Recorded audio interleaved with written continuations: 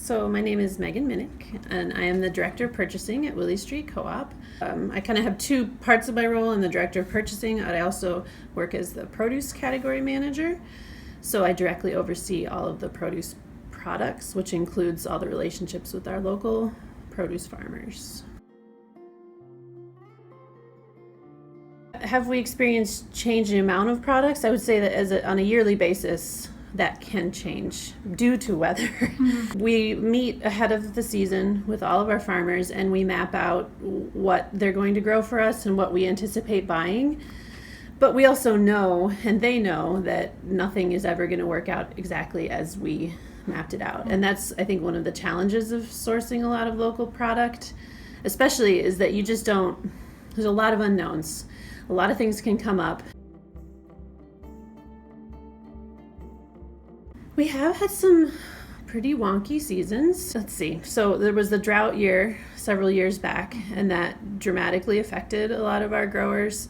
And then we've had floods in the more recent years that, last year we had growers lose entire crops. So I feel like those kind of events have been happening a lot.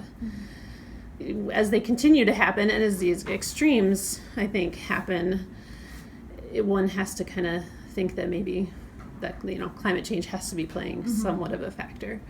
More broadly, like in California, for example, and Mexico, there have been a lot of fluctuations and kind of crazy weather events that have affected our supply as well. So we're seeing some of it here, but we're also seeing it kind of globally. My guess is that we will be sourcing more locally just because we can kind of control those relationships and band together a little bit better because we have that direct communication and relationship with the farms.